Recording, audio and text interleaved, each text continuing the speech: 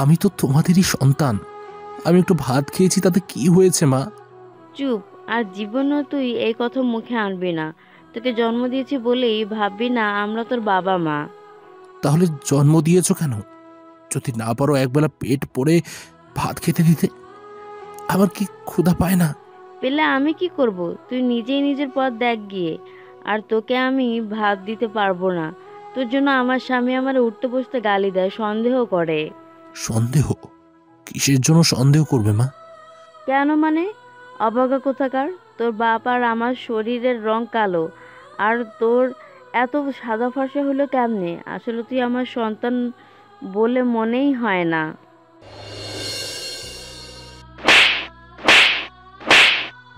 ঠাস ঠাস ঠাস পরপর 3টা থাপ্পড় মারার শব্দে কেঁপে উঠল পুরো ক্যাম্পাস। সাব্বির অবাক হয়ে মাথা তুলে তাকায় সামনে দাঁড়িয়ে থাকা নীলার দিকে। নীলার আগে থরথর করে কাঁপতে কাঁপতে বলে, ভিখারির বাচ্চা, তোর সাহস কি করে হলো আমাকে লাভ লেটার দেওয়ার? Love letter? হ্যাঁ, লাভ লেটার। বল, কোন সাহসে আমাকে লাভ লেটার দিলি? আমাকে চিনিস তুই? জানিস আমার বাবা কি করে? দেখো নীলা, তোমার কোথাও ভুল হচ্ছে। আমি তোকে কোনো লাভ লেটার দেইনি। তাহলে এটা কি? বল, তাহলে এটা কি? কথাটা বলে নীরা সাব্বিরের দিকে ছুঁড়ে মারে একটা খাম। সাব্বির দ্রুত খামটা হাতে নিয়ে দেখে খামের উপর সুন্দর করে লেখা প্রিয় নীলা। তবে এটা কারো হাতের লেখা নয়, কম্পিউটার দিয়ে প্রিন্ট করা। এটা তো তোমার নামে পাঠানো হয়েছে। হ্যাঁ, আর এটা পাঠিয়েছিস তুই। আমি তোর সাহস দেখে অবাক হচ্ছি। তুই কিনা আমাকে লাভ লেটার পাঠিয়েছিস? এই, সত্যি করে বলতো, তোর কলিজা এত বড় হলো কি করে? নীলা দেখো, কোথাও তোমার ভুল হচ্ছে। আমি তোমাকে এই লাভ লেটার পাঠাইনি। নীলা আবারও হুট করে ঠাস ঠাস ঠাস করে সাব্বিরকে থাপ্পড় মেরে বলল, মিথ্যে বলবি না একদম, কুত্তার বাচ্চা, নয়তো তোকে আমি খুন করে ফেলবো। মনে রাখবি, আমার বাবা পুলিশের এসআই, আর আমার চাচু এই কলেজের অধ্যক্ষ। নীলা শুনবে তো আমার কথা? আমি... সাব্বির বাকিটা বলার আগেই নীলার ঠোঁটে আঙুলের ইশারা করে সাব্বিরকে বলল, চুপ, জাস্ট চুপ। মাথা গরম করবি না আমার। তোকে আমি ইচ্ছে করলে এক্ষুনি জেলের ভাত খাওয়াবো, বলে দিলাম। সাব্বির আর কিছু বলে না, মাথাটা নিচু করে ফেলে। আর নীলা হনহন করে চলে যায় সেখান থেকে। নীলা চলে যেতেই সাব্বিরের বন্ধু আবির বলে উঠে, কি রে, কি বলে গেল নীলা? তুই ওকে লাভ লেটার দিয়েছিস? মজা নিবি না একদম। আমি কেন ওকে লাভ লেটার দিতে যাব বল? আমি তো ওর দিকে কখনো সেভাবে তাকাইও নি। তাহলে তোকে এমনি মেরে গেল নাকি? হতেই পারে। এমন সময় সাব্বিরের বন্ধুর সার্কেলের গোয়েন্দা খ্যাত তৌফিক বলে উঠে, সাব্বির দোস্ত, আমি কেমন যেন রহস্যের গন্ধ পাচ্ছি। চুপ হালার ভূত, তো সব জায়গায় সব বিষয়েই রহস্যের গন্ধ লাগে। আর এদিকে দেখ, আমার গাল জ্বালা করছে। ইস, কত জোরেই না নীলা থাপ্পড়গুলো মেরে গেল। তো তুইও বসিয়ে দিতিস দুই একটা। চুপ কর তো তুই। একটা মেয়ের গায়ে হাত তুলবো আমি? ইম্পসিবল, এটা কখনো সম্ভব না। আসছে রে শালা, তুলতে পারিস না দেখেই তো তোকে মেরে গেল। যা খোকা, বয়ে মন দে, তোর ওই বয়ে মুখ দিয়ে রাখাটা মানায়। অপমান করবি না একদম। মন খারাপ হয়ে গেল সকাল সকাল। চল এক্ষুনি বিচার দেব আমি অধ্যক্ষ স্যারের কাছে। বন্ধু, এটা ভুলেও করিস না, তাহলে কিন্তু আমাদের জেলে পর্যন্ত যেতে বেশি সময় লাগবে না। ভুলে যাস না, তোদের বন্ধু এই কলেজের টপ স্টুডেন্ট। চল এক্ষুনি স্যারের কাছে, বিচার দিবই দিব। অগত্যা না চাওয়া সত্ত্বেও সাব্বিরের পেছন পেছন চলতে শুরু করে আবির, তৌফিক আর রাজি। অধ্যক্ষ স্যারের রুমের সামনে আসতেই চমকে উঠে সাব্বির, কারণ রুমের সামনে মিম আর ওর বান্ধবী দাঁড়িয়ে। সাব্বিরকে দেখে না দেখার ভান করে ওদের পাশ কাটিয়ে যেতে নেবে, অমনি নীলা সাব্বিরের চোখ চেপে ধরে রেখে বলে উঠে, ওই, তোর সাহস দেখি খুব বেশি হয়ে গেছে। সাহসের কি দেখলে মিস? তবে একটু পর দেখবে বিনা কারণে আমাকে তুমি থাপ্পড় মেরেছ। বেশি বাড়াবাড়ি করিস না খোকা, তবে কিন্তু তোকে আরও মারবো আমি। বললেই হলো। আমার গাল কি সরকারি মাল নাকি যে তুমি মারতে চাইবে আর আমি মারতে দেব? বেশি বকবক করিস না, আগে বল, অধ্যক্ষ স্যারের রুমের সামনে কেন এসেছিস? সাব্বির কিছু বলতে যাবে তার আগেই তৌফিক বলে ওঠে, কেন মানে? তুমি আমার বন্ধুকে পুরো ক্যাম্পাসের সামনে মেরেছ, জানো ওর কতটা সম্মানহানি হয়েছে? তার উপর ও কলেজে টপ বয়, তুমি তার সম্মানহানি করতে পারো না। তৌফিকের কথা শুনে নীলা কিছু বলতে যাবে তার আগেই মিম বলে, জানো তোমার কি গাল খুব চুলকাচ্ছে? কেন কেন সোনা, তুমি গাল চুলকিয়ে দেবে বুঝি? চুপ, একটা কথাও বলবে না তুমি, নয়তো তোমাকে নীলার মতো আমিও আদর করব। চুমু দিয়ে আদর করবে বুঝি? না সোনা, গলা টিপে আদর করব। আই মিন তুই যা তো তোর গোয়েন্দা ববকে নিয়ে আমার সামনে থেকে। তোদের এসব লুতুপুতু দেখতে ভালো লাগে না আমার। এই তৌফিকের বাচ্চা, এই বড়লোক আর পাওয়ারফুল মেয়েই তোর গার্লফ্রেন্ড মিম? তৌফিক আমতা আমতা করে বলে, না মানে বন্ধু হয়েছে কি? থাক, তোকে আর বলতে হবে না, সবকিছু বুঝে গিয়েছি আমি, শালা লুচ্চা। এই এই এই, সাব্বির ভাই, আমার বাচ্চা সোনা ময়নাকে লুচু বলবেন না, ও খুবই ভালো। আসো তো সোনা, আমরা ওই দিকে যাই, একটু প্রেম করি, এরা বরং ঝগড়া করুক। হ্যাঁ হ্যাঁ, চলো চলো সোনা। তৌফিক আর মিম চলে যেতেই সাব্বির আর আবির রাজীবের দিকে তাকায়। সাব্বিরকে তাকাতে দেখে রাজীব বলে, বন্ধু আমি যাই, তোদের ঝামেলা তোরাই মিটিয়ে নে না প্লিজ। সাব্বির এবার বেশ রেগে যায়, চোখগুলো লাল করে নীলার দিকে তাকাতেই নীলা বলে ওঠে, ওই চোখ গরম করে কার দিকে তাকিয়ে আছিস তুই? তোকে কিন্তু আমি। নীলা আর কিছু বলতে পারে না, তার আগেই সাব্বির টুপ করে নীলার ঠোঁটের মাঝে নিজের ঠোঁট ডুবিয়ে দিয়ে কাচম কাচম করে কিস করতে থাকে। পাক্কা 5 মিনিট কিস করার পর সাব্বির নীলার ঠোঁট ছেড়ে দিয়ে বিজয়ের হাসি দিতে দিতে বলে, আজ থাপ্পড়ের শোধ এই মিষ্টি ঠোঁটগুলো খেয়েই নিলাম, এরপর মারলে বলে দিলাম অধ্যক্ষ স্যারের কাছে বিচার দিবই দেবো। নীলা কয়েক মিনিট নিশ্চুপ থেকে খেকে ওঠে।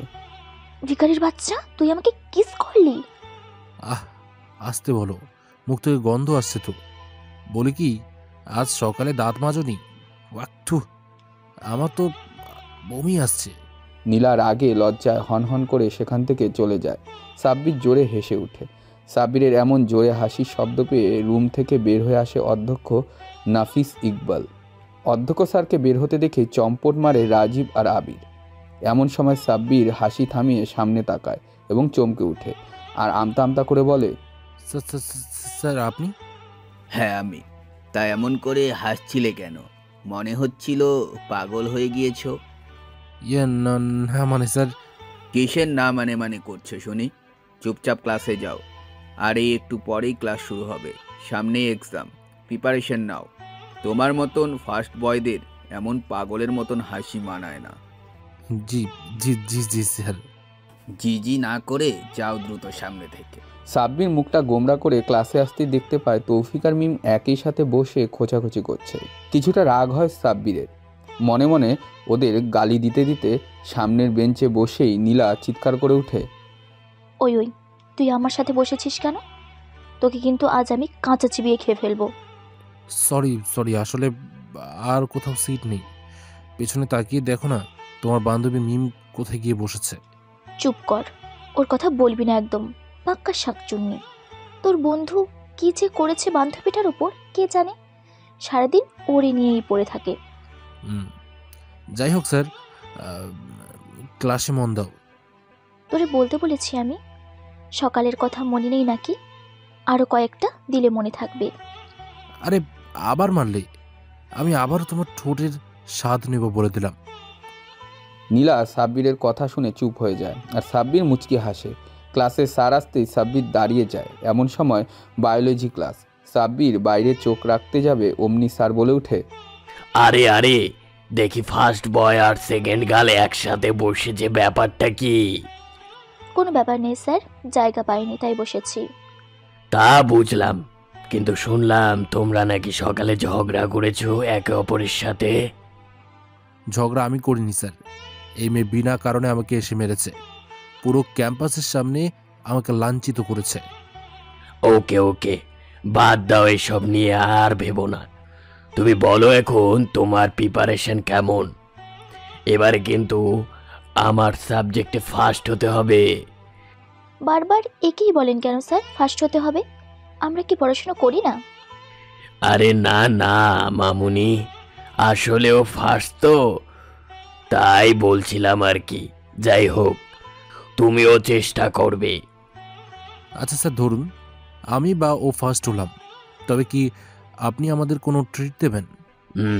যদি হতে পারো তবে আমি বলছি তোমাদের শিক্ষা সফরের জন্য কক্সবাজার সাজেস্ট করব অধ্যক্ষ স্যারের কাছে। Okay, done sir. All the best.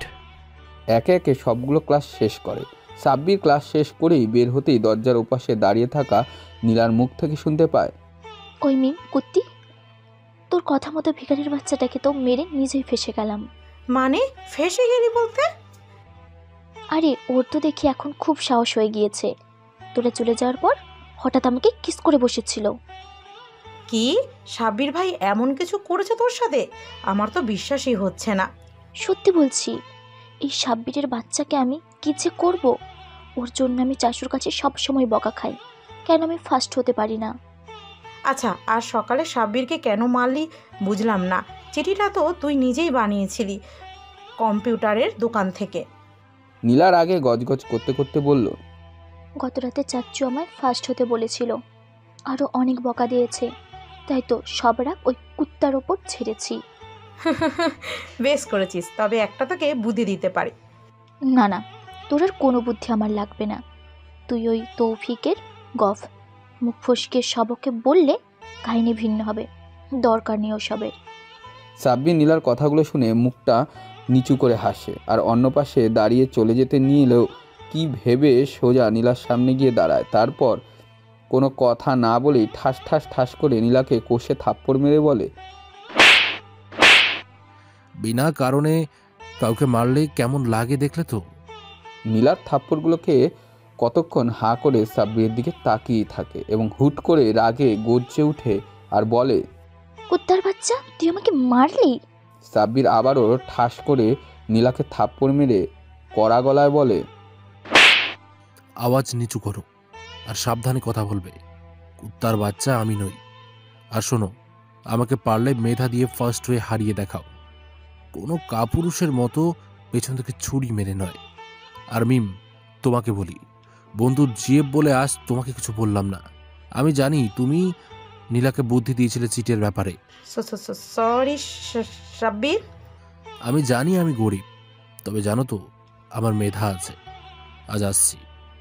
কথাটা বলে সাব্বির হনহন করে চলে আসে সেখান থেকে। সাব্বিরকে চলে যেতে দেখে মিম থরথর করে কাঁপতে কাঁপতে নীলাকে বলে, দোস্ত এটা কি? আগের সাব্বির যাকে তুই 1000 থাপ্পড় মারলেও কিছু বলতো না।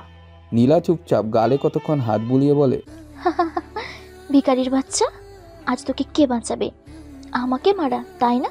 দাঁড়া, তোর অবস্থা আমি খারাপ করব।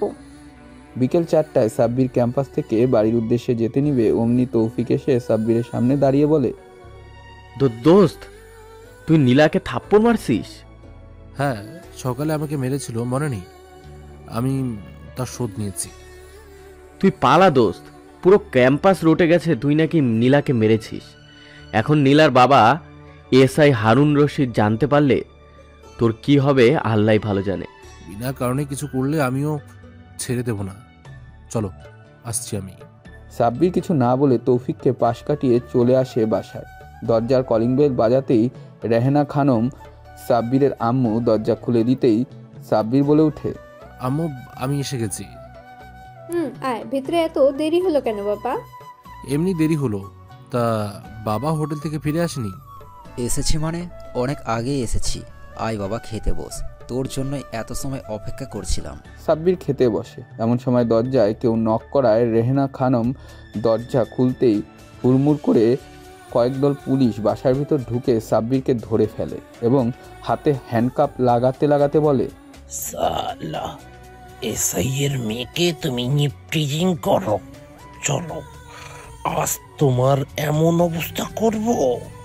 সাব্বির কিছু বলতে যাবে তার আগে আক্তার সাহেব বলে উঠে, আরে আরে, আমার ছেলেকে নিয়ে যাচ্ছেন কেন? ও কি করেছে? এসআইয়ের মেয়েকে মেরেছে, সাথে গিফটিজিং তো আছে। বেশি কথা বলার ইচ্ছে নেই, থানায় এসে সব জেনে নেবেন। এই নিয়ে চল। সাব্বিরকে টেনে হিঁচড়ে নিয়ে যায় পুলিশ। সাব্বিরের বাবা মা কি করবে ভেবে পায় না। তারা দ্রুত সাব্বিরের বন্ধু তৌফিককে ফোন দেয়। হ্যালো বাবা তৌফিক, আমি সাব্বিরের বাবা বলছি। জি জি আঙ্কেল, বলুন। সাব্বিরকে পুলিশ কী কারণে তুলে নিয়ে গেল জানো? সাব্বিরকে পুলিশ নিয়ে গেছে? কখন আঙ্কেল, কখন? একটু আগেই। বাবা বলো না, কি করেছে সাব্বির? তৌফিক সবকিছু খুলে বলতেই আক্তার সাহেব রেগে যান ভীষণ। দ্রুত রিক্সা নিয়ে থানায় আসে এবং একটু দেরি করে ফেলে। বিনা ওয়ারেন্টে গ্রেফতার করায় সাব্বিরের বাবা পুলিশকে ধমকাচ্ছেন। এমন সময় পেছন থেকে এসআই হারুন রশিদ বলে ওঠে, ইফটিজিংয়ের কোনো অ্যারেস্ট ওয়ারেন্ট লাগে না জানাব।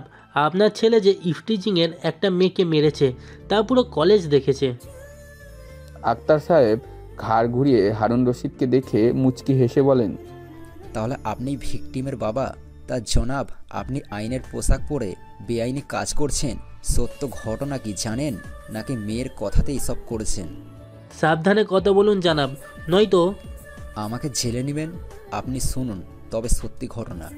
নীলার করা কাজগুলো হারুন রশিদকে বলতেই তিনি চুপচাপ হয়ে যান। কি বলবে ভেবে পায় না। আক্তার সাহেব আবারও বলে, আমি এখন আমার ছেলের হয়ে পুরুষ ইফটিজিংয়ের মামলা করব আপনার মেয়ের নামে। দ্রুত ডায়েরি করুন। বাচ্চা মেয়ে আক্তার সাহেব, বাদ দিন এই ঝাবিলদার, ছেলেটাকে ছেড়ে দাও। ছেলেকে ছেড়ে দেওয়ায় সাব্বিরের বাবা কিছুটা শান্ত হন এবং শীতল চোখে ছেলের দিকে কিছুক্ষণ তাকিয়ে চমকে ওঠেন। এতটুকু সময়ের মাঝেই সাব্বিরকে ভীষণ মেরেছে পুলিশ। আক্তার সাহেব নীরব এবং শান্ত হয়ে চুপ থাকেন কিছুক্ষণ। তারপর হারুন রশিদের চোখে চোখ রেখে বলেন, আমাকে ছেলেকে মারার প্রতিটা আঘাত আপনাকে দিব আমি। এসআই সাহেব শুধু অপেক্ষা করবেন। সাব্বিরকে ধরে ধরে থানা থেকে বের করতেই আক্তার সাহেব দেখতে পান একটা মেয়ে সাব্বিরের দিকে কটমট চোখে তাকাতে তাকাতে এগিয়ে আসে। সাব্বির মেয়েটার দিকে মুচকি হেসে বলে, নীলা, বাবার পাওয়ারের অপব্যবহার করলে আমার বাবার চোখের পানি তুমি বের করলে, সমস্যা নেই, তোমাকে এর প্রতিদান দিতেই হবে। বাবা চুপ কর, না হলে মেম সাহেব তোকে আবার হাজতে ঢোকাবেন।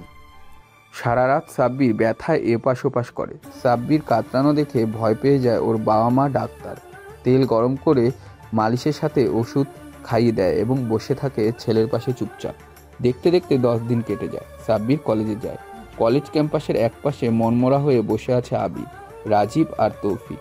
কারোর মুখে হাসি নেই, যেটা দেখে মিম ওদের সামনে গিয়ে বলে, ওই শোনা, তোমার মুখে হাসি নেই কেন? আর আমার কল রিসিভ করো না কেন? মন ভালো নেই মিম, আমি ভাবতেই পারিনি তোমার বান্ধবী এমন কিছু করবে। মিম কিছু বলতে যাবে তার আগেই পেছন থেকে নীলা বলে ওঠে, বেশ করেছি, আমাকে কিস আর থাপ্পড় মারা, তাই না? এখন বুঝুক আমি কি জিনিস।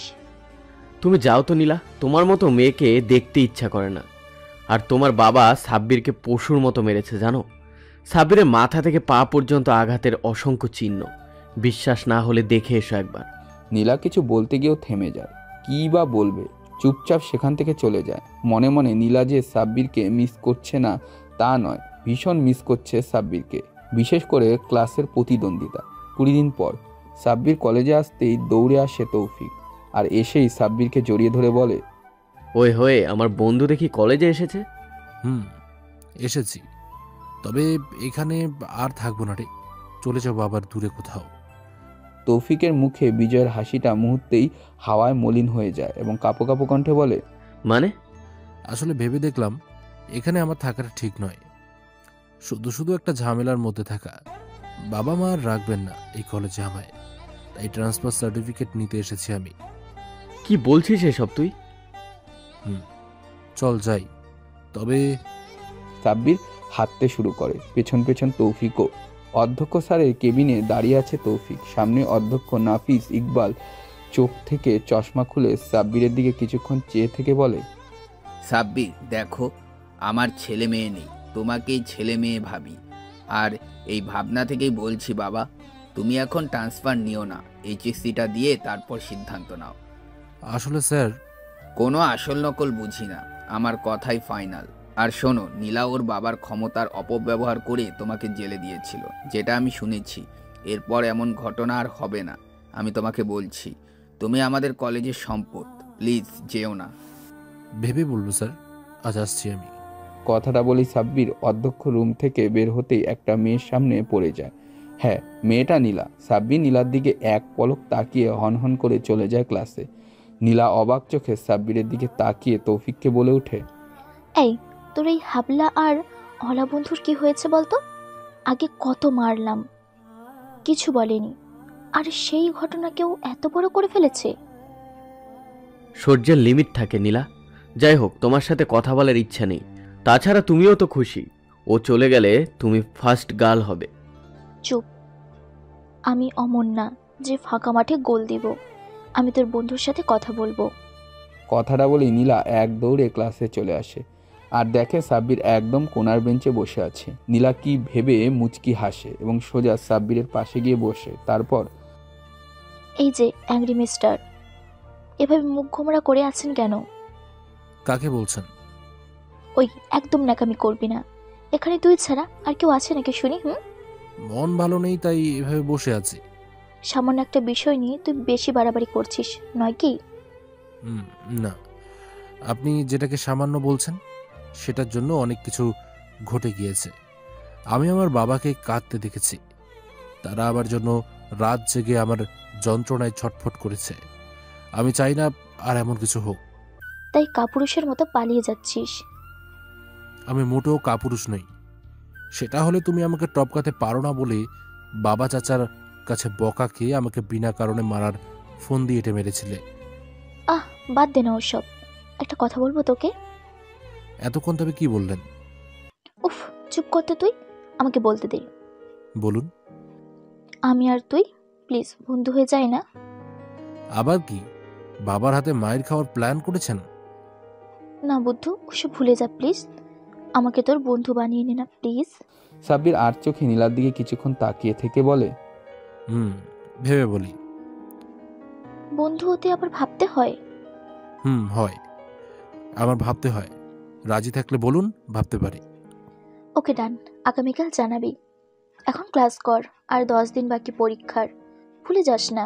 সাব্বির কি মনে করে হাসে। নীলা আর চোখে সেই হাসি দেখে আর নিজের অজান্তেই মুগ্ধ হয়ে বলে, একটা ছেলের হাসি এত সুন্দর হয়, তোকে না দেখলে বুঝতামই না রে। দেখতে দেখতে পরীক্ষার দিন চলে আসে। সাব্বির ওর বাবা মাকে বলে রুম থেকে বের হতেই দেখতে পায় নীলা দাঁড়িয়ে আছে। সাব্বির হেসে নীলার সামনে সামনে যেতেই নীলা বলে উঠে, তুই কিন্তু আমাকে দিনের পর দিন ঘোরাচ্ছিস সামান্য একটা বন্ধু হওয়ার জন্য। তোমার কাছে যেটা সামান্য একটা বন্ধুত্ব, আমার কাছে সেটা অন্য রকমের একটা সম্পর্ক, বুঝলে? তাই বলে এতদিন? জানিস আমি এখন রাতে ঘুমোতে পারি না তোর বন্ধুত্বের চিন্তায়। প্লিজ বলে দে না। হ্যাঁ, অপেক্ষা করো, সঠিক সময়ে আমি নিজেই হব। এবার কিন্তু বেশি বেশি হয়ে যাচ্ছে বলে দিলাম। দেখ, তোর সাথে এত কথা বলতে পারবো না। যদি পরীক্ষায় যেতে চাস তবে চল, নাহলে থাক, আমি গেলাম। সাব্বির কথাটা বলে হাঁটতে নিবে অমনি নীলা খপ করে সাব্বিরের হাত চেপে ধরে বলে, ওই দাঁড়া, হেঁটে কই যাচ্ছিস? এইদিকে আয়, গাড়ি এনেছি তো আমি। না, তোর সাথে যাব না। তুই বেশি বকবক করিস। গাড়িতে উঠে আবার বকবক করবি তুই। তার চেয়ে ভালো আমি একাই যাই। হেঁটে অন্তত কিছু পড়া মনে থাকবে। আরে না, বকবক করব না, প্রমিস। এবার আয় তো, গাড়িতে আমি একা একা কি করব গাড়িতে বসে? সাব্বির বাধ্য হয়ে গাড়িতে উঠে বসে। পুরো রাস্তা সাব্বির একটা কথাও বলেনি এবং কি নীলাও না। পরীক্ষা কেন্দ্রে পৌঁছানো মাত্রই মিম আর তৌফিক এগিয়ে আসে। সাব্বির ওদের একসাথে দেখে বলে, কিরে, তোরা সবসময় একসাথে গুড়ুগুড় করিস কেন বলতো? একটু আলাদা থাকতে পারিস না? তোর কি, আমি তোমার জানুর সাথে আঠার মতো লেগে থাকবো, বুঝেছিস? জানু, তোমার পিছনেই আমার সিট পড়েছে, জানো তো? হ্যাঁ জানো। তাহলে মনে করো তোমার খাতা আমি ফটোকপি করব। তুমি কিছু বলতে পারবে না কিন্তু।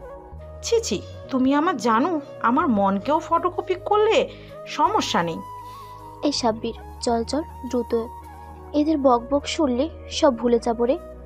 এই দুটো বিরাট হারামি। সাব্বির আর কোনো কথা বলে না, সিট খুঁজে বসে পড়ে। সাব্বির সামনে আর নীলা পেছনে। সাব্বিরকে সামনে পেয়ে নীলা রাজ্য জয় করার মতন হাসছে। নীলাকে এভাবে খিলখিল করে হাসতে দেখে সাব্বির বলে, এই, তুই এভাবে 32টা দাঁত বের করে হাসছিস কেন? মনে হচ্ছে হাতে চাঁদ পেয়ে গেছিস। ও তুই বুঝবি না খোকা, তোর সব কপি করব আমি। ওসব ভুলে যাও মেয়ে। পরীক্ষায় নিজের যোগ্যতায় পাশ করো, আনন্দ পাবে। আর আমি তোমাকে একটা হরফও নিজ ইচ্ছায় দেখাবো না। সেটা তোর বিষয়, আমি যেভাবেই হোক দেখব। পরীক্ষা শুরু হয়। নীলা ওর মতন লিখতে ব্যস্ত হয়ে পড়ে। সাব্বিরেরও আর কোনো দিকে খেয়াল নেই, নিজের মতন করে লিখেই চলছে। 3 ঘন্টা পর নীলার সাব্বির খাতা জমা দিয়ে কেন্দ্র থেকে বের হতেই দেখতে পায় হারুন রশিদ নীলার বাবা দাঁড়িয়ে আছে। বাবাকে দেখেই নীলা এক দৌড়ে গিয়ে তাকে জড়িয়ে ধরেন। সাব্বির চোখ নামিয়ে পাশ দিয়ে চলে যেতে নিবে, অমনি হারুন রশিদ সাব্বিরের একটা হাত চেপে ধরে। সাব্বির আচমকা দাঁড়ায়। এ কি সাব্বির, চলে যাচ্ছ যে? না মানে আগের কথা ভুলে যাও বাবা, আসলে সেদিন আমার প্রচণ্ড রাগ হয়েছিল। এটা ভেবে আমার মা মরা মেয়েকে কেউ মেরেছে, এটা আমি ভাবতেই পারিনি। আসলে ছোটবেলা থেকে ওকে কখনো কাঁদতে দেখিনি, তবে সেই দিনে ও যখন কেঁদে কেঁদে তোমার নাম বলেছিল তখন আর আমি সামলাতে পারিনি। না না, ভুল আমারও ছিল। ওসব বাদ দাও, বলো পরীক্ষা কেমন হয়েছে? জি ভালো হয়েছে খুব। তোমার বাবাকে বলবে আমাকে যেন মাফ করে দেন, দরকার হলে আমি পা ধরে মাফ চাইব। আমি কখনো চাইনি তিনি আমার ওপর রেগে থাকুক। জি আচ্ছা বলবো নি। ওই বাবা, ওর সাথে কথা বলবে শুধু। ও হিংসুটে, আমাকে এতটুকু দেখায়নি। দেখাবো কেন শুনি? নিজের যোগ্যতায় পাস করতে হয় মামনি। আজ আমি আসি, স্থানে যেতে হবে। নীলার বাবা হারুন রশিদ চলে যান। সাব্বির আশেপাশে তৌফিককে খুঁজলেও ওকে না দেখে হতাশ হয়ে আবার বলে, দেখলি নীলা, এই লুচ্চু তৌফিক জিএ পেয়ে আমাকে ভুলে গেল। বেশ করেছে। এতে কি হয়েছে শুনি? তোর মা নেই বলিসটি কেন আমায়? এমনি ইচ্ছে হয়নি। বন্ধু হবি আমার? করুণা করছিস? না, ভালোবেসে বলছি, বন্ধু হবি আমার? হব। তাহলে হাতটা ধর, তারপর চল, বাড়িতেই অনেক লম্বা পথে। সবগুলো পরীক্ষা শেষ, আজ রেজাল্ট দিবে। সবাই অপেক্ষা করছে। 12টা 1 বাজে। সাব্বির বারবার হাতের নখ কামড়াচ্ছে। দেখে নীলা কিছুটা বিরক্ত নিয়ে পরপর কয়েকটা মিষ্টি সাব্বিরের মুখে তুলে দিয়ে বলে, মিষ্টি খা, আর একদম নখ খাবি না। 12টা 1। বায়োলজি স্যার চিৎকার করে দৌড়ে আস্তে আস্তে বলতে থাকেন, সাব্বাস সাব্বির সাব্বাস, তুমি করে দেখিয়েছো। বাংলাদেশের টপ রেজাল্ট আমাদের সাব্বিরের। সাব্বির স্যারের কথা শুনে বাকরুদ্ধ হয়ে যায়, আর নীলা বন্ধুর সাফল্যতে খুশি। সাব্বিরকে শক্ত করে জড়িয়ে ধরে বলে, জানতাম তুই পারবি। অভিনন্দন রে, অভিনন্দন। রাত 9টায় ডাইনিং টেবিলে বসে আছেন আক্তার সাহেব, সাব্বির আর তার পাশে নীলা। রেহানা খানম পরম আদরে নীলাকে খাইয়ে দিতে দিতে বলল, সাব্বির মা, ফল রোজ আনতে পারিস না? ইস, আজ আমার মেয়ে নেই বলে। ছেলে তো আছে পাগলি, যাই হোক। সাব্বির এখন কি করবে? ভেবেছি বাবা, দেশের বাহিরে চলে যাব। তুমি তো বলেছিলে তোমার কাছে আগের বাড়ি আর হোটেল বিক্রি করা 60 লক্ষ টাকা আছে। ঠিক আছে, তোমার ইচ্ছে। সাব্বিরের কথা শুনে ওর বাবা মা কিছু না বললেও নীলা কিছু একটা বলতে গিয়েও থেমে যায়। ল্যাম্পপোস্টের আলোয় সাব্বির আর নীলা হেঁটে যাচ্ছে হাত ধরে, অনেকটাই কাপলদের মতন। এমন সময় নীলা বলে ওঠে, ওই সাব্বির, তোমাকে একটা কথা বলবো। বলো। বিদেশে পড়তে না গেলে হয় না? এটা আমার ড্রিম নীলা। আমি তোমাকে ছাড়া থাকতে পারবো না সাব্বির। মজা নিস না তো নীলা, দ্রুত পা চালা, তোকে পৌঁছে দিয়ে আমি আবার বাসায় ফিরবো। নীলার কোনো কথা বলে না, চুপচাপ হাঁটতে থাকে। এদিকে আক্তার সাহেব আর রেহানা খানম বসে আছে বিছানার উপর। আক্তার সাহেব নিজের মোটা ফ্রেমের চশমাটা মুছতে মুছতে বললেন, বয়স তো 55 ছুঁই ছুঁই। নিজের ছেলে না হয়েও সাব্বির যেভাবে আমাদের আগলে রেখেছে তা কিন্তু ভীষণ ভাবায়। কেন, কিসের জন্য ভাবায়? ও বিদেশ গিয়ে যদি আমাদের ভুলে যায় তখন? এসব কি বলেন আপনি? সাব্বিরকে আমি পেটে ধরিনি, তবে ওর জন্ম দেওয়া মায়ের চেয়েও ওকে বেশি ভালোবাসি। আর আমি এটাও জানি সাব্বির ছেলে হিসাবে কেমন। ও আমাদের জন্য জীবন দিবে, বুঝলে? ওকে আমার বিদেশ পড়তে পাঠাইতে ইচ্ছে করছে না রেহানা। ও চলে গেলে আমরা থাকবো কি করে? তোমার ছেলে বিদেশ যাবে না, দেখে নিও। খাওয়ার সময় তুমি নীলার দিকে তাকাওনি? হয়তো আমি দেখেছিলাম নীলার চোখে সাব্বিরের জন্য বন্ধুত্বের চেয়ে বেশি কিছু। আমি শিওর নীলাই যেতে দিবে না সাব্বিরকে। মেয়েটার উপর এতটা ভরসা করে না রেহানা। আগের কথা কি ভুলে গেছো? কিছু ভুলি, তবে তুমিও ভুলে যেও না, মানুষ পরিবর্তন হতে সময় নেয় না। নীলা পরিবর্তন হয়ে গিয়েছে। আক্তার সাহেব কিছু বলতে যাবে অমনি দরজায় সাব্বির নক করে। মা, ও মা, দরজা খোলো। সাব্বিরের গলার আওয়াজ শুনে রেহনা খানম কিছুটা চেঁচানো সুরে বলে, আর কখনো এসব আপন পর কথা তুলো না। মনে নেই সাব্বির কি বলেছিল সেদিন? আক্তার সাহেব ছোট করে বললেন। রেহনা খানম যায় দরজা খুলতে। দূরে কোথাও আছি বসে, হাত দুটো দাও বাড়িয়ে। বক্সে মৃদু স্বরে গান বাজছে। সাব্বির আর নীলা তালে তাল মিলিয়ে মাথা দুলাচ্ছে। পেছনে তৌফিক আর মিম একে অপরের সাথে ফিসফিস করছে। এমন সময় বায়োলজি স্যার বলে উঠল, কি বাচ্চারা, বলেছিলাম না ভালো রেজাল্ট করলে ট্যুর হবে কক্সবাজার, তাও পাক্কা 3 দিনের জন্য। রাখলাম তো কথা। পুরো বাসের সবাই সাড়া দেয়, শুধু সাব্বির আর নীলা নীরব। নীরবতা ভেঙে নীলা বলে উঠে, জানো সাব্বির, প্রথম প্রথম তোমাকে কলেজে দেখলেই আমার ভীষণ রাগ হতো, তবে কেন যেন তোমার হাসিটা ভীষণ ভালো লাগতো। বারবার আমি ফার্স্ট হতে চেষ্টা করেছি টেস্ট আর সাপ্তাহিক পরীক্ষায়, কিন্তু পারিনি। তাই তো সেদিন মেরেছিলাম চিঠির অজুহাতে। তারপর কি হলো দেখো, তুমি মারলে, বাবা তোমায় জেলে নিল, কত কাহিনী। এসবের মাঝে দারুণ একটা দিক হলো তোমার আর আমার বন্ধুত্ব, আর এর কারণেই বদলে গেলাম আমি, আসক্ত হলাম তোমার ওপর। জানি না এটা ভালোবাসা নাকি আবেগ।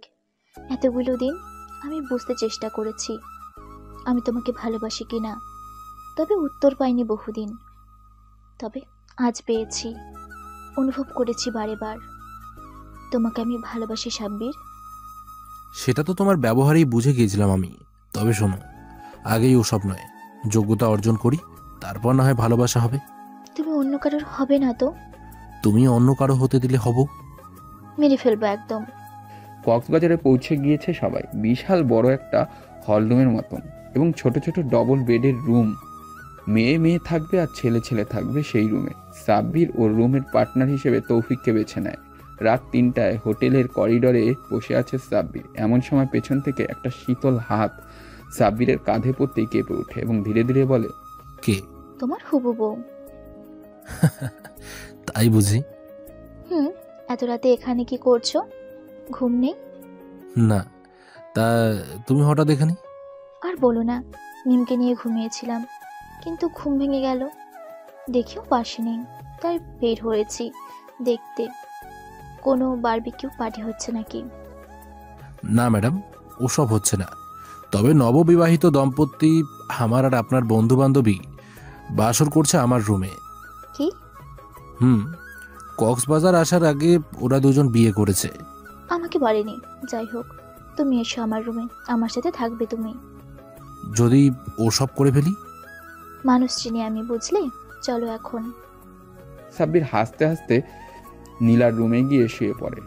টানা 3 দিন মজমস্তি করে সাব্বির আর নীলা ফিরলেও ফেরেনি তৌফিক আর মিম। ওরা দুজন কক্সবাজার থেকে চলে যাবে মালদ্বীপ হানিমুনে। দেখতে দেখতে কেটে যায় 1টা মাস। সাব্বির স্কলারশিপের জন্য আবেদন করতে যাবে শুনে নীলা সাব্বিরের সাথে আজ 5 দিন রাগ করে কথাও বলে না। সাব্বির বেকায়দায় পড়ে গিয়েছে। তবে নীলাকে না জানিয়েই আবেদনপত্র জমা দিয়ে সোজা চলে যায় নীলাদের বাসায়। হারুন রশিদ নিজের হবু জামাইকে দেখে একটু আদর যত্ন করতে গিয়েও থেমে যায়, নিজেকে সামলিয়ে নেন, কারণ তিনি জানেন এখনও সাব্বির তার হবু জামাই হতে রাজি হয়নি। সাব্বির হারুন রশিদের সামনে গিয়ে তার মেয়ের কথা জানতেই বলে দেন ছাদে। সাব্বির কথা না বাড়িয়ে ছাদের দিকে পা বাড়ায়। দোলনায় দোল খাচ্ছে দুজন, হ্যাঁ, সাব্বির আর নীলা। দোল খেতে খেতে প্রেম করতে ব্যস্ত দুজনই। দরজার আড়াল থেকে ছেলে মেয়েকে দেখে আবারও ফিরে যান হারুন রশিদ। সময় চলে যায় সময়ের মতন। আজ 6 বছর পর আবারও সেই আগের মতোই হাতের নখ কামড়াচ্ছে সাব্বির। আর আজ যে তার বিএসসি 44তম ব্যাচের রেজাল্ট দিবে। হ্যাঁ, নীলার জেদের কাছে হেরে গিয়ে বিদেশে আর পড়তে যাওয়া হয়নি ওর। দেশেই পড়াশোনা শেষ করে বিএসসি পরীক্ষায় বসে। সাব্বিরকে নখ কামড়াতে দেখে আবারও নীলা কয়েকটা মিষ্টি সাব্বিরের মুখে দিয়ে বলে, নখ কামড়ানোর বড় অভ্যাস গেল না। না গো, অনেকদিনের অভ্যেস তো। ঠিক তখনই মোবাইল হাতে ছুটে আসেন হারুন রশিদ, সাথে আক্তার সাহেব। দুজনের মুখেই বিশ্বজয় করা হাসি। হারুন রশিদ বাচ্চাদের মতন লাফাতে লাফাতে বলে, জামাই বাবা হয়ে গেলে তো। আমার সিনিয়র অফিসার অভিনন্দন, পুলিশ কমান্ডার কনাব সাব্বির। তোকে বলেছিলাম না বাবা, তুই একদিন অনেক বড়। সাব্বির হাসে আর আড়ালে চোখের পানি মুছছেন রেহেনা খানম।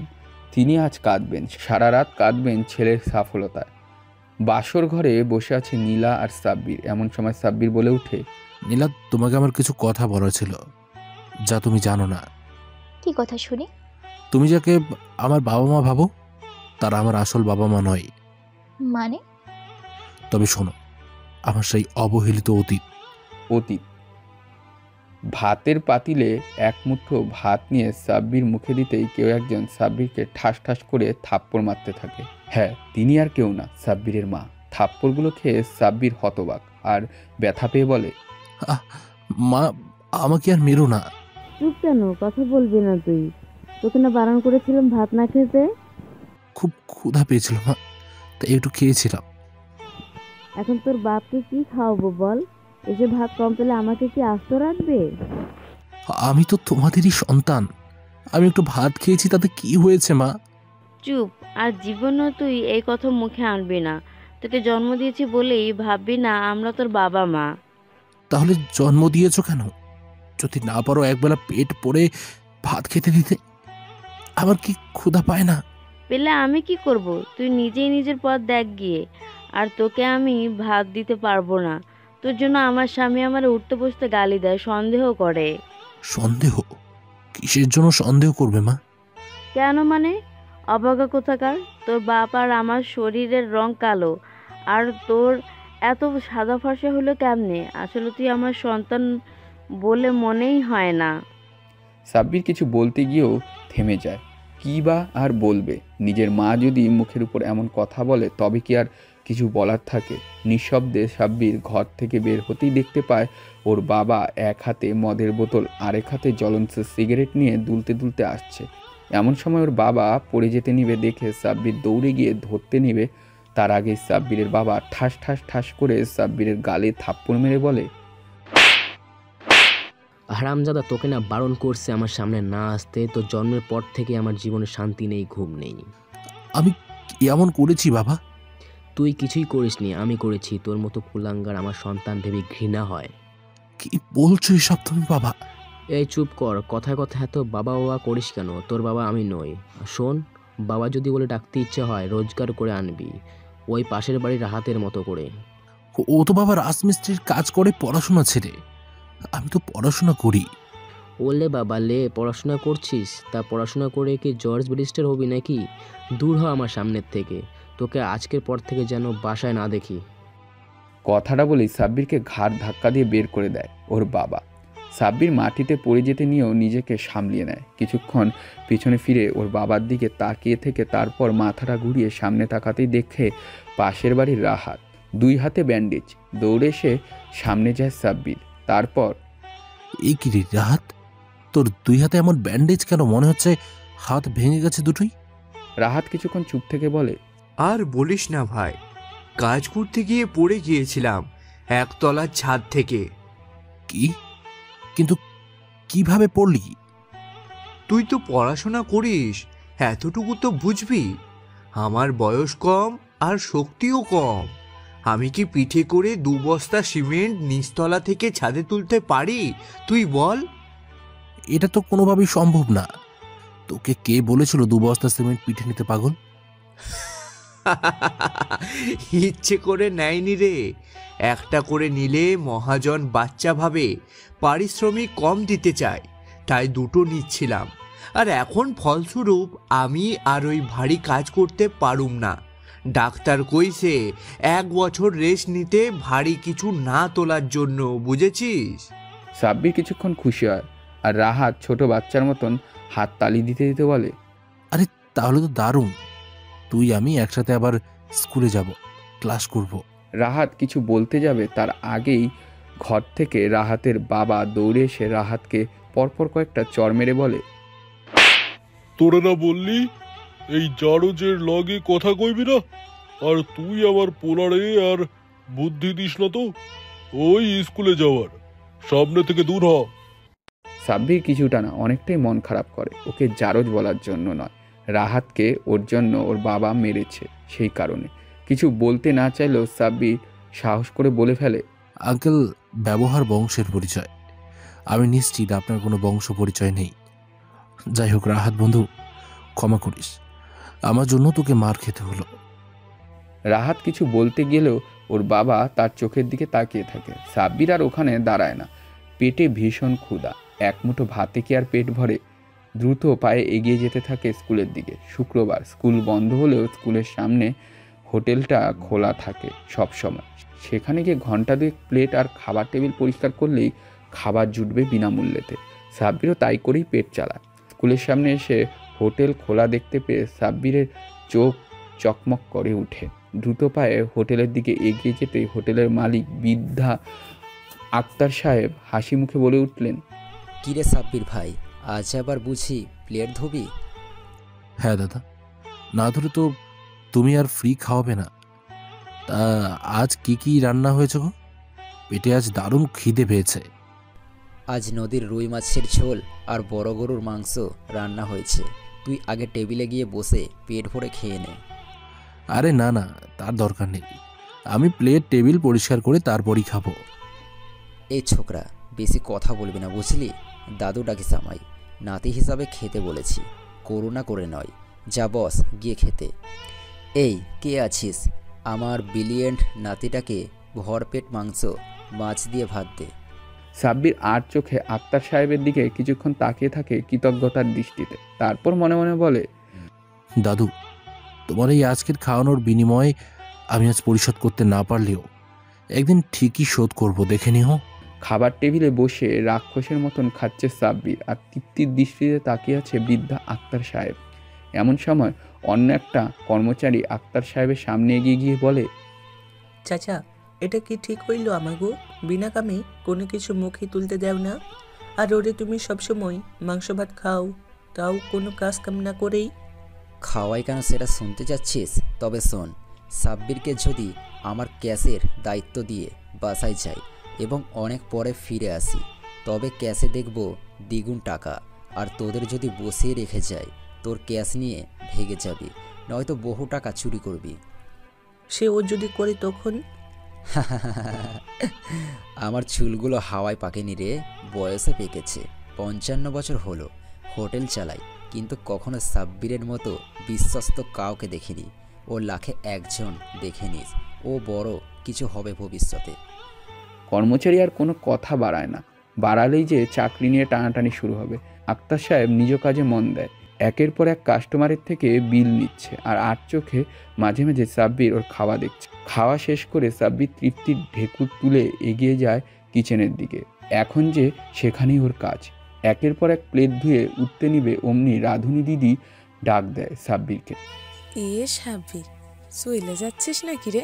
সাব্বির ক্লান্ত চোখে তাকিয়ে বলে, হ দাদি, কাজ শেষ, আর দেখছো না রাত 8টা বেজে গেছে, হোটেল তো বন্ধ হবে এখন।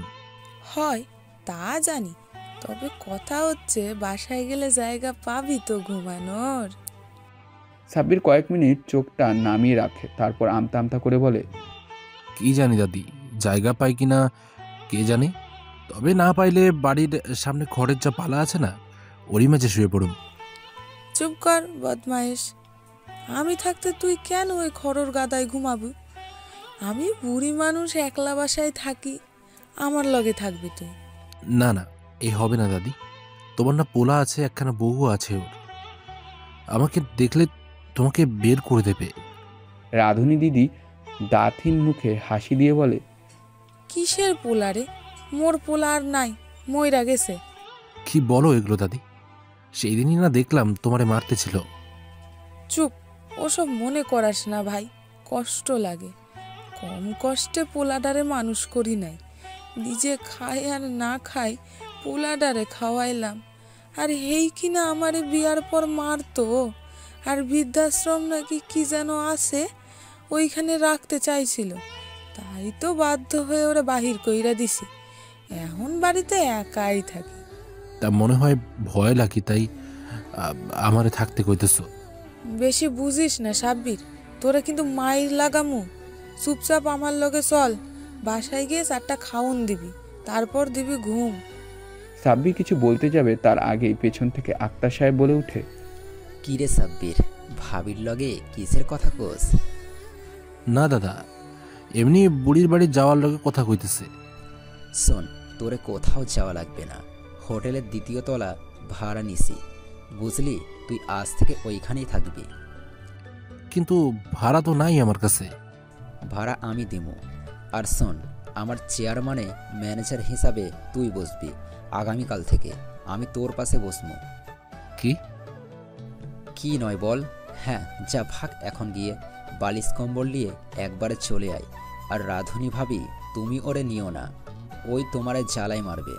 রাধুনি দিদি কিছু বলে না, কি বা বলবে, মুখটা কিছুটা ভার করে বলে, আমি চাইছিলাম ওর মাথা গোজার একটা জায়গা হোক, তাই তুমি ওরে যখন থাকতে দিলে আমি খুশি হইলাম। আসি আমি। আক্তার সাহেব বুঝেন সব কিছু, তবুও তিনি মুখ চেপে হাসে। বন্ধ করে ফেললেন হোটেল আর 2য় তলার ছোট একটা রুমে গিয়ে অপেক্ষা করতে থাকে সাব্বিরের আসার জন্য। এদিকে সাব্বির এক দৌড়ে ওর বাড়ির উঠানের সামনে এসে হাঁপাতে হাঁপাতে এগিয়ে যায় দরজার দিকে। টিনের দরজায় কয়েকবার ধাক্কা দিতে দরজা খোলেন সাব্বিরের মা। সাব্বিরকে দেখেই তিনি মুখের উপর দরজা লাগাতে নিবে, তার আগে সাব্বির ওর মায়ের পায়ের কাছে বসে বলে, মা, দরজা লাগিও না, আমি থাকতে আসিনি, আমি চলে যাব, আর আসবো না। চকচক করে উঠে সাব্বিরের মায়ের চেহারা, দ্রুত বলে উঠে, কি, তুই সত্যি চলে যাবি আমাকে মুক্তি করে? ইয়া আল্লাহ, এতদিনে তুমি শুনলে আমার কথা। আলহামদুলিল্লাহ, আলহামদুলিল্লাহ, এই আপদটা বিদায় হবে আজ। সাব্বিরের চোখে পানি চলে আসে। অনেক কষ্টে চোখের পানিগুলো মুছতে মুছতে বলে, আমার একটা কম্বল, বালিশ, কামড় আর বইগুলো দিয়ে দাও, আমার দেরি হয়ে যাচ্ছে। সাব্বিরের কথা শুনতে দেরি, দৌড়ে ঘরে যেতে দেরি করেনি ওর মা। সাব্বির হাসে আর বলে, আজ আমাকে তুমি অপয়া আর নিজের ছেলে বলে পরিচয় দিচ্ছ না, চামড়ার ভিন্নতায়। আশা করি এমন দিন আসবে তুমি ছুটবে আমার পিছু পিছু। একটা বার শুধু শুনতে বাবা বল না আমায়, মা বলে। সাব্বিরের বিড়বিড় করে কথা বলার মাঝেই ওর মা 2টো বস্তা নিয়ে বেরিয়ে আসে বাড়ি থেকে। তারপর সাব্বিরের হাতে সেগুলো দিয়ে বলে, যা যা, এখনই বিদায় হ, আমার স্বামী আবার আসবে, বুঝেছিস? সাব্বির হেসে আবার বলে, তবে হ্যাঁ, শুনে রাখো, তুমি একদিন আসবে, তুমি হবে আমার জন্য পাগল, বলবে একটা কথা বল না বাবা, আমি তোর মা। সাব্বিরের কথা ওর মা শুনেছে কি না সে জানে না, তবুও কথাগুলো বলে মনে শান্তি পায়ও। ধীর পায়ে উঠান থেকে বেরিয়ে আসে। সিঁড়ি বেয়ে 2য় তলায় উঠতেই সাব্বির দেখতে পায় আক্তার সাহেব বসে আছেন মেঝেতে। আরে আরে দাদা, এভাবে তুমি বসে আছো কেন? মেঝেতে ঠান্ডা লেগে যাবে তো। তোর জন্যই তো বসতে হলো, জানিস কতক্ষণ হলো দাঁড়িয়েছিলাম, শেষে আর না থাকতে পেরে বসতে হলো। রাগ করো না দাদা, আসলে কি আর বলবো, বাসায় গিয়েছিলাম, সবকিছু শেষ করে এলাম। কি দরকার বলো, যারা আমায় চায় না তাদের সাথে থেকেই বা কি লাভ? আমি বুঝি না বাপু, তোর মতো এত সুন্দর একটা ছেলেকে কেন তোর বাবা মা দেখতে পারে না? তারা মনে করে আমি তাদের সন্তান নই। যাই হোক, বাদ দাও সব, ঘুম পেয়েছে আমার। আজ থেকে কি আমি এখানে থাকবো নাকি আবার ওই বাসায় যেতে হবে? মারবো এক চর পাগল, এটা তোর জন্য আমি ছেড়ে দিলাম, বুঝলি? যাই হোক, একা থাকতে পারবি তো? ভয় করিস না আবার। খুব পাবো, আর আমার ভয় নেই, বুঝলে? একাই শীতের রাত খোলা আকাশের নিচে খড়ের গাদায় ঘুমিয়েছি, বুঝলে তো? থাক বাবু, তোর সাথে আমি কথাই পারবো না। যাই, আজ বাসায় তুই ঘুমা, সব কিছু ঠিক করে। আর হ্যাঁ, হোটেলের দিকে একটু নজর দিস, জানিস তো চোর চোটরা বেড়ে গিয়েছে খুব। সাব্বির হ্যাঁ সূচক মাথা নাড়া। আক্তার সাহেব কিছুটা অস্থির নিঃশ্বাস ফেলে চলে যায়। সাব্বিরও কম্বল তোষক মেঝেতে পড়ে শুয়ে পড়তে গিয়েও থেমে যায়। দ্রুত বইগুলো নিয়ে বসে। সামনেই এসএসসি পরীক্ষা, এখন কি আর ঘুমানোর সময় আছে? তীব্র শীত, ঠকঠক করে কাঁপছে ও। এত শীত এই ঘরে বুঝতেই পারিনি ও। মাথা তুলে তাকায় ছাদের দিকে। টিনের চালের ছাদ, চারিপাশে প্রায় 6-7 ইঞ্চি করে ফাঁকা, আর সেই ফাঁকা থেকে হু হু করে বাতাস ঢুকছে ঘরে। সাব্বির মুচকি হাসে আর ভাবতে থাকে, ধুর, কেন যে আসতে গেলাম? এর চেয়ে তো আমার ওই খড়ের গাদাই ভালো ছিল, একটুও শীত লাগতো না। আর লাগলেও এক হাত ঘরের মাঝে ঢুকে পড়লেই শীত শেষ। হাত থেকে রসায়ন বইটা রেখে আবারও কম্বলের নিচে ঢুকে পড়ে। হাবিজাবি ভাবতে ভাবতেই ঘুমিয়ে পড়ে। পরের দিন ভোর হতেই দরজা ধাক্কানো শব্দতে সাব্বির লাফিয়ে উঠে, কিছুটা বিরক্ত নিয়ে বলে, কে রে দরজায় ধাক্কা এত সকাল সকাল? বেটা দরজা খোল। এটা কি তোর বাপের বাড়ি পাইছোস? আটা দিতে হইব, পরোটা কি পানি দিয়ে বানামু? সাব্বির গিয়ে দরজা খুলে দেয়। কর্মচারী আটার বস্তা নিয়ে যেতে যেতে বলে, ও তো বেশি বাড়ছিস, তুই বুঝলি সাবধান হয়ে যা, নয়তো পোস্টাবি। তুইও কর্মচারীর মতোই থাক, বেশি বকবক করিস না। দাদুকে বলে কিন্তু তোর চাকরি খেয়ে নেব। কর্মচারী ছেলেটা কিছু বলল না মুখে, তবে কটমট চোখে সাব্বিরের দিকে কিছুক্ষণ তাকিয়ে থেকে চলে যায়। সাব্বিরও দ্রুত রেডি হয়ে বই নিয়ে বসে। আজ যে ওদের স্কুলের টেস্ট পরীক্ষা, তাও আবার সবার আগেই রসায়ন। পড়তে পড়তে 9টা বেজে যায়। সাব্বিরকে এতক্ষণ ও নিচে আসতে না দেখে দ্বিতীয় তলায় আসেন আক্তার সাহেব। সাব্বিরকে এক মনে পড়তে দেখে তিনি বলে ওঠেন, কিরে সাব্বির, যাবি না স্কুলে? 9টা বেজে গেল। হ্যাঁ যাবো তো, কিন্তু একটু পড়া বাকি। এই ঘরে রাতে পড়তে পারিনি ঠান্ডায়। ঠান্ডা? কই থেকে ঠান্ডা আসবে? টিনের ফাঁক দিয়ে ওগুলো বন্ধ করে দিয়ে তো দাদু। যাই হোক, আমি স্কুলে যাই, বন্ধুরা হয়তো চলে এসেছে। আরে থাম, আগে তো নাস্তা করে যা। এসে প্লেট বাটি ধুয়ে তারপর করবনি, এখন যাই। কথা বলেই সাব্বির হাতে 2টা কলম স্কেল নিয়ে বেরিয়ে পড়ে। হোটেলের সামনে স্কুল হওয়ায় 1 মিনিটও লাগে না স্কুলের মাঠে আসতে। সাব্বিরকে মাঠে আসতে দেখেই দৌড়ে আসে সাব্বিরের বন্ধু আশিক, নীরব, মহিন আর সাফিন। সাব্বির ওদেরকে দেখে এক গাল হেসে বলে, কিরে তোরা কখন এলি? আমাকে তো ডাক দিসনি। তোর বাসায় গিয়েছিলাম, তোর বাবা আমাদের দেখেই তো খেঁকিয়ে ওঠে, তাই চলে আসি। আর মা? তোর মা তো বলেই দিল তুই নাকি তাদের সন্তান নয়, যেন ওখানে না যাই। সাব্বিরের মুখ থেকে নিমিষে হাসি মলিন হয়ে যায়। ও ভেবেছিল ওর মা হয়তো ভালো কিছু বলবে। সাব্বিরকে হঠাৎ চুপ হয়ে যেতে দেখে আশিক কিছুটা ধমকে সুরেই বলে ওঠে, ওই তোরা চুপ কর, এখন বল তো সাব্বির, তুই কোথায় থাকিস? তোর মা কি তোকে আবার বের করে দিয়েছে? বের করে দেয়নি, আমি বের হয়ে এসেছি, আর থাকছে আক্তার দাদুর হোটেলে। শোন বন্ধু, তোকে একটা বিষয়ে সাবধান করি, আক্তার সাহেবের সহজ সরল কথায় তুই গলিস না, ও কিন্তু জাত শয়তান। দূর, কি যে বলিস না, তার মতো মানুষই হয় না। সাব্বিরের কথা শুনে হাসে নীরব আর বলে, তোকে আর কি বলি, তার বাড়ির পাশেই বাড়ি, সেই ড্যাংটা কাল থেকে তাকে দেখে আসছি। চিনি রে বন্ধু, তাকে ভালো করেই চিনি। এই চুপ, বাদ দে এসব। এখন বল নীরব, এবার টেস্টে ফার্স্ট কে হবে? কে আবার? আমাদের বন্ধু সাব্বির। মনে তো হয় না, কারণ ওই যে নীলা আছে না, ও নাকি প্রিন্সিপাল স্যারের ভাগ্নি। তাতে কি হয়েছে শুনি? কিছু হয়নি, তবে হতে কতক্ষণ। দেখিস এই প্রিন্সিপাল কিছু না কিছু ঘটাবে। টেস্টে ঘটালে ঘটাক, বোর্ড পরীক্ষায় তো আর কিছু করতে পারবে না। ঠিক বলেছিস। যাই হোক, ওই দেখ নীলা আসছে রে।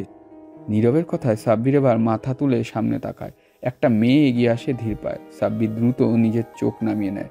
সাব্বিরকে এমন হঠাৎ চোখ নামিয়ে নিতে দেখে মহিন বলে, কিরে, নিজে জানুকে দেখছিলি তো দেখ না, চোখ নামিয়ে নিস কেন? চুপ, ওসব উচ্চারণ করিস না। ও আমার জানু নয়, ওর সাথে আমার যায় না। দূর বেড়া, প্রেম মানে না কোনো বাধা। যা না, গিয়ে একটু কথা বলে আয়। চুপ আশিক, এসব মুখেও আনিস না, চল ক্লাসে যাই, পরীক্ষার সময় হয়ে এলে তো। সাব্বির কথা বলে হাঁটতে শুরু করে। পেছন পেছন ওর বন্ধুও হেঁটে আসে। হলরুমে ওদের সিট পড়েছে, সিরিয়াল বাই সিরিয়াল সিট পড়েছে, 1 রোলের সাথে 2 রোলের সিট। সাব্বির সিটে বসে থরথর করে কাঁপছে, কিছু লিখতে গিয়েও থেমে যাচ্ছে। ওর ভাবতেই অবাক হয়, ভয় লাগছে। ওর পাশে একটা মেয়ে বসে আছে। সাব্বিরের এমন কাঁপাকাঁপিতে ব্রেঞ্চ নড়তেই নীলা কিছুটা বিরক্ত আর রাগী লুক নিয়ে সাব্বিরের দিকে তাকিয়ে বলে, ওই এভাবে কাঁপছো কেন? লিখতে দেবে না নাকি? না মানে। চুপ, কিসের না মানে?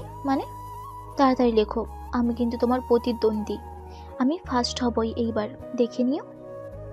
আচ্ছা হও, সমস্যা নেই। সমস্যা নেই মানে? আমি যুদ্ধ ছাড়া বিজয়ী হতে চাই না।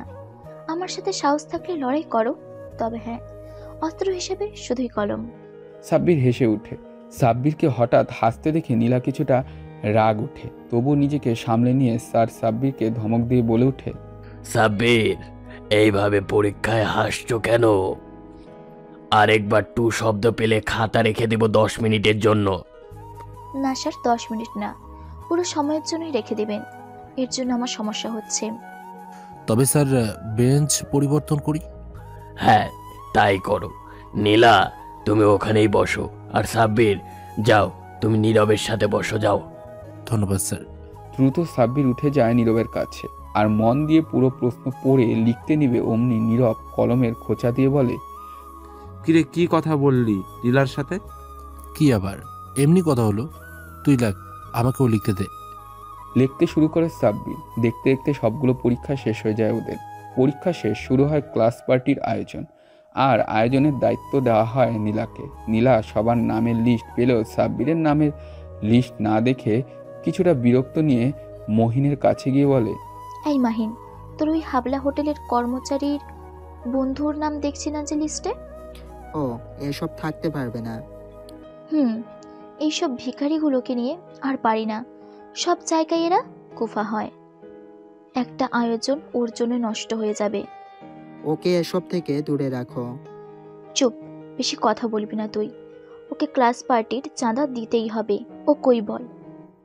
দেখো নীলা, এটা বাড়াবাড়ি হচ্ছে নাকি? বাড়াবাড়ি? কিসের বাড়াবাড়ি? তুমি ওকে জানা তাই বলছো। তুমি কি জানো ওর বাবা মার থেকেও নেই? আর হোটেলের কর্মচারী বলছো। ও ওই হোটেলের কাজ করেই পেট চালায়। তো আমি কি করব? ওকে টাকা দিতেই হবে, বাধ্যতামূলক। না দিলে ওর এই অ্যাডমিট কার্ড আটকে দিব, বলে দিলাম। তুমি বেশি বলছো নীলা, বুঝলে? অহংকার ভালো নয়, পাওয়ার দেখাও অসহায়দের উপর। যা তো তুই। আর যাওয়ার আগে বল, ওর বাড়ি কই?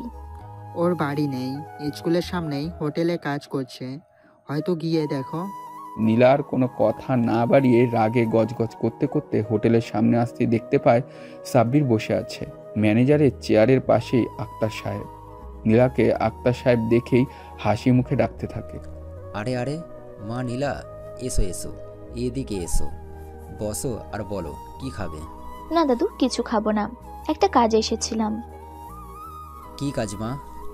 আপনার পাশের ওই কর্মচারীর, সাব্বিরের সাথে কথা ছিল। সাব্বির অবাক হয়ে বলে, আমার সাথে? বলো, শুনছি। স্কুলের বিদায় অনুষ্ঠান প্লাস ক্লাস পার্টির চাঁদা দিস নাই কেন তুই? তুই করে বলছো কেন নীলা?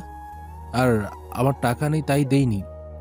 টাকা থাক আর না থাক, তোকে চাঁদা দিতেই হবে। এক্ষুনি চাঁদা দে, নয়তো তোর অ্যাডমিট কার্ড হারিয়ে দিব। দেখো নীলা, আমার আসলেই টাকা নেই। এখানে কাজ করে 3 বেলা খাই আর থাকি, টাকা পাবো কই বলো? ওসব জানি না, টাকা দে। সরি, টাকা নেই।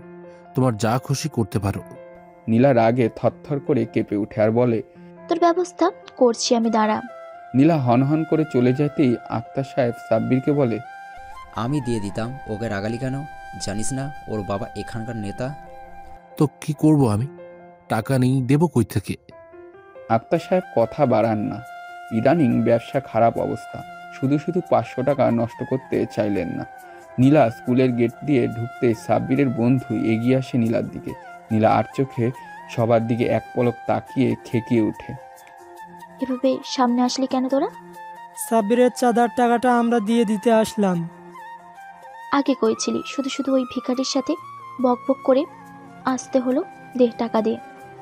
আশিক টাকা দিয়ে দেয় এবং নীলা নিয়ে চলে যেতেই নীরব বলে ওঠে, তুই দেখিস আশিক এই শাকচুরি যদি ফেল করে পরীক্ষায়, আমি আমার বাবার পকেট বেড়ে হলেও তাদের বিরিয়ানি খাওয়াবো। 2 রেলের ছাত্রী ফেল করবে, এটা কেমনে ভাবলি? যাই হোক, যা।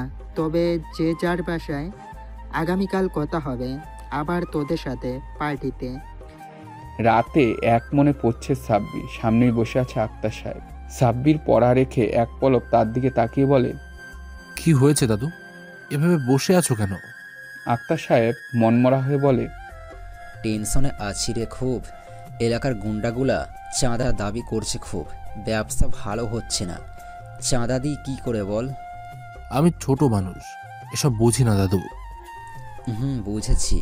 শোন, দোকানে তোকে একা রাখতে সাহস পাচ্ছি না আমি। তুই কি আমার বাসায় থাকবি? তাহলে দোকান কে দেখবে? দোকানে কিছুই নেই, তবে চোর ডাকাত এলে নিজেদের বাঁচাতে তোকে মেরেও দিতে পারে। তুই চল আমার সাথে। অগত্যা সাব্বির আক্তার সাহেবের সাথে রওনা দেয় তার বাসায়। গভীর রাত হয়নি বলে এখনো সাব্বির পড়ছে। পাশে দুজন বয়স্ক পুরুষ মহিলা বসে। সাব্বির আবারও বই থেকে মাথা তুলে তাদের দিকে তাকিয়ে বলে, আচ্ছা, তোমাদের হয়েছেটা কি? এভাবে আমার দিকে তাকিয়ে আছো কেন? কেন আবার আমার দাদু ভাইকে দেখছি? তুই এত কিউট রে ভাই, মন চায় তোকে বুকের মাঝে আগলিয়ে রাখি। তাহলে আমি থাকবো কই? রেহেনা খানম কিছুটা লজ্জা পান আক্তার সাহেবের কথায়। কিছুটা লজ্জা নিয়ে বলেন, চুপ, মুখে কিছু আটকায় না দেখছি তোমার। নাতির সামনে এসব কেউ বলে? আচ্ছা বাদ দাও সাব্বির, তুই পর কেমন, আমরা ঘরে যাই।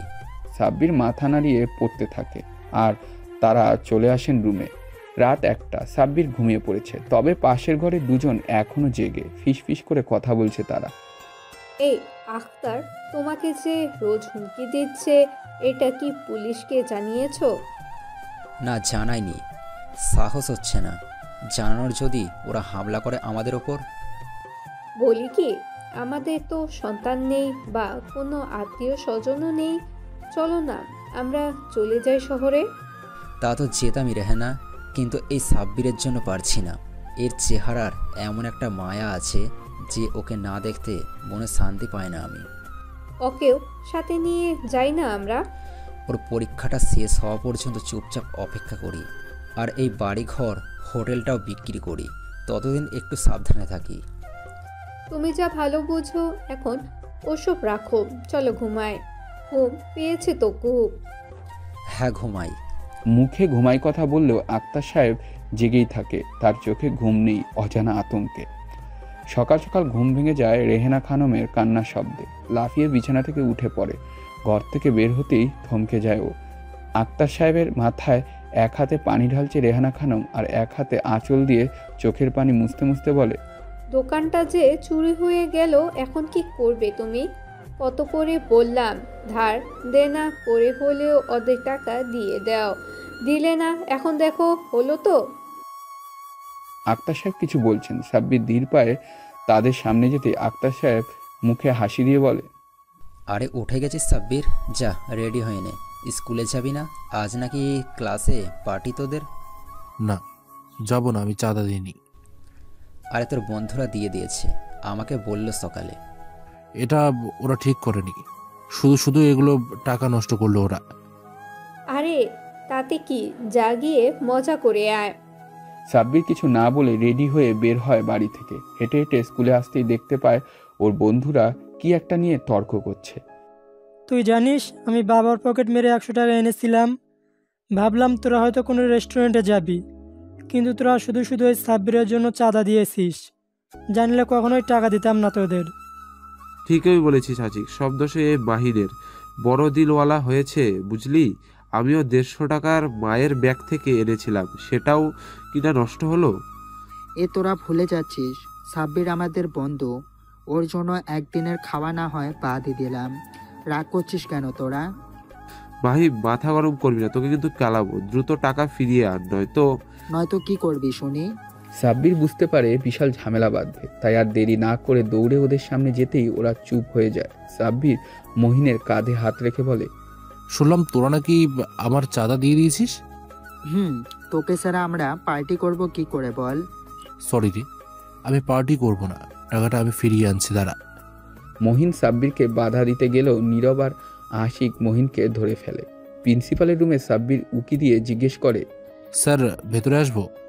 হ্যাঁ হ্যাঁ বাবা, এসো ভেতরে এসো। শুনেছি স্যার অ্যাডমিট কার্ড চলে এসেছে স্কুলে। হ্যাঁ, পার্টি শেষে তোমাদের দিয়ে দেওয়া হবে।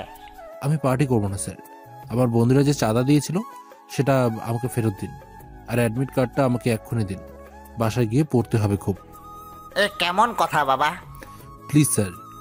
ওকে, তুমি যেহেতু টপ এবং এবার ফাইনাল নির্বাচনী টেস্টে ফার্স্ট হয়েছো, তাই মেনে নিলাম। প্রিন্সিপাল বলে, নিয়ে যাও তোমার অ্যাডমিট কার্ড আর চাঁদার টাকা। সাব্বির টাকার অ্যাডমিট কার্ড নিয়ে আবারও মাঠে আসতেই নীরব আর আশিক উস্কো খুস্কো চোখে সাব্বিরের দিকে তাকিয়ে থাকে এবং সাব্বির হেসে ওদের কাছে গিয়ে বলে, এমন করতে হবে না রে বন্ধু, তোদের টাকা এনেছি, এই নে। আর শোন মাহিন, আর কখনো এমন করিস না। মহিন কিছুটা লজ্জা পেয়ে যায়। ও ভাবতেই পারেনি সাব্বির পেছন থেকে সব শুনে নিয়ে এমন কিছু করবে। মহিন কলমনে সাহস নিয়ে সামনে তাকিয়ে কিছু বলতে যাবে, তার আগেই দেখে সাব্বির নেই। বাসায় চুপচাপ পড়ছে সাব্বির, পাশে নেই কেউ, থাকারও কথা না। দেখতে দেখতে পরীক্ষার দিন চলে আসে। সাব্বিরও মন দিয়ে পড়াশোনা করতে শুরু করে, কোনো কমতি রাখে না পড়াশোনার বিষয়ে। পরীক্ষাগুলো ধীরে ধীরে শেষ হতে থাকে। আজ লাস্ট পরীক্ষা। সাব্বির দ্রুত রেডি হয়ে বাসা থেকে বের হওয়ার সময় দেখতে পায় রেহেনা খানম আর আক্তার সাহেব দ্রুত নিজেদের ব্যাগগুলো গুছিয়ে নিচ্ছে। সাব্বির জিজ্ঞেস করতে নিয়েও না করে চলে আসে, কারণ সে জানে তারা দুজন চলে যাচ্ছে গ্রাম ছেড়ে শহরে। কেউ একজন তাদেরকে হুমকি দিয়েছে, এমনকি হোটেলও চুরি করেছে। পরীক্ষার সব উত্তর লেখার পর সাব্বির বেরিয়ে আসে কেন্দ্রের মাঠ থেকে। সাব্বিরকে দেখে মাহিন এগিয়ে আসলেও নীরব আশিক মুখ ফিরিয়ে নেয়, যা দেখে সাব্বির মুচকি হেসে কিছুটা জোরেই বলে, কিরে তোরা এভাবে গোমরা মুখ করলি যে? করবে না আবার পরীক্ষায়? তোকে কত শীষ ইশারা দিলে তুই শুনিসনি বলে কোমরা করেছে। দেখিস নির্ঘাত ফেল করবে। করলে আমার কিছু নেই বন্ধু, ভাবতাম ওদের কত আনন্দ নিয়ে এসেছিলাম সেদিন ক্লাস পার্টিতে, কিন্তু ওরা যা করেছে না, আমি সত্যি অবাক হয়েছিলাম। বাদ দে এই নীরব আশিক, চলে যা। তোরা মুখ কোমরা করে লাভ নেই, ফেল করবি এটা শিওর। যা রেস্টুরেন্টে গিয়ে একটা পার্টি দিয়ে ফেল। কাজটা মাহিব তুই ঠিক করলি না। আর সাব্বির, তুই না আমাদের বন্ধু ছিলি, স্কুলে কত হেল্প করলি, তাহলে আসল জায়গায় এসে হেল্প করিস না কেন? জানিসই তো আমরা তোর ওপর ভরসা করে পরীক্ষা দিতে আসতাম। তোদের কি জবাব দেবো ভাবছি। তবে এতটুকু শোন, তোরা দুজন হলি বেঈমান। বেঈমান? কি করিস আমরা শুনি, বল তুই। মনে আছে ক্লাস পার্টির দিন মাহিনের সাথে তোদের তর্কের কথা টাকা নিয়ে? সাব্বিরের মুখ থেকে কথাটা শুনতে আশিক নীরব একদম নিশ্চুপ হয়ে যায়। সাব্বির হেসে বলে, থাক থাক, এভাবে মন খারাপ করিস না। সবসময় শুভকামনা তোদের জন্য, তবে হ্যাঁ, আমাকে আর তোরা পাবি না কোনো সাহায্যের জন্য।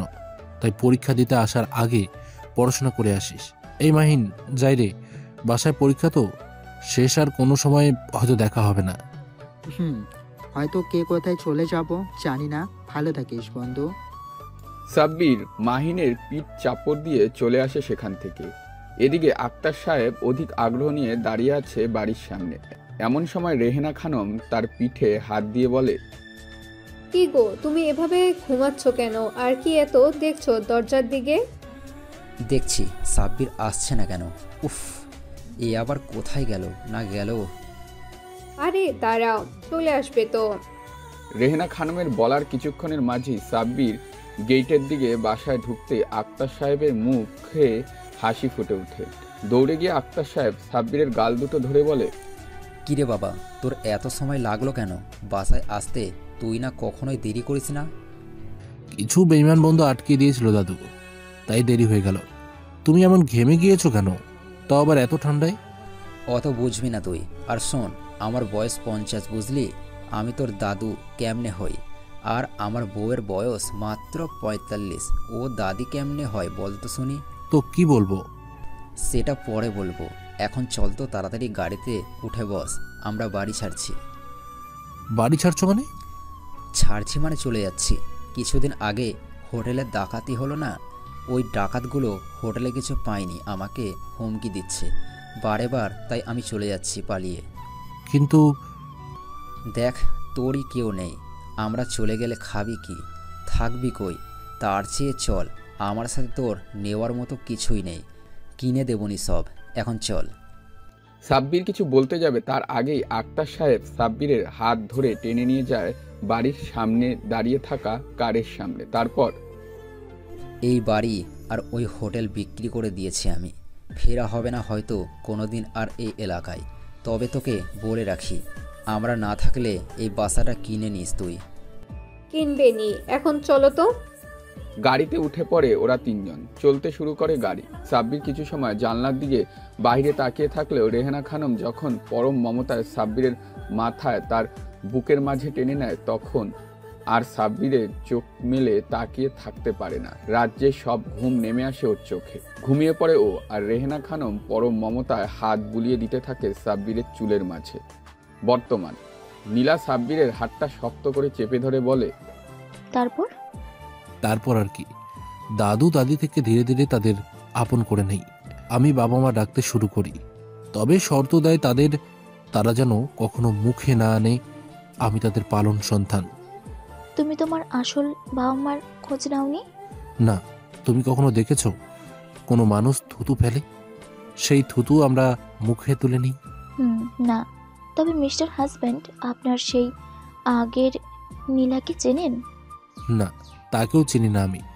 আর তবে আমার বউ নীলাকে চিনি আমি। নীলা মিটমিটিয়ে হেসে বলে, বাসরাত কি গল্প বলেই শেষ করবে গোবর, নাকি আদর করবে একটু? আদর চাই বুঝি? ভীষণ আদর চাই। তবে এসো আমার বুকে। প্রিয় শ্রোতা বন্ধুরা, আজকের গল্পটি এ পর্যন্তই। আপনাদের কেমন লাগলো গল্পটি অবশ্যই কমেন্ট করে জানাবেন, এবং যারা এখনো পর্যন্ত আমাদের চ্যানেলকে সাবস্ক্রাইব করেনি, please do subscribe and press the bell icon. আজকের গল্প এই পর্যন্তই। দেখা হচ্ছে পরবর্তী গল্পে। ততক্ষণ ভালো থাকবেন, সুস্থ থাকবেন।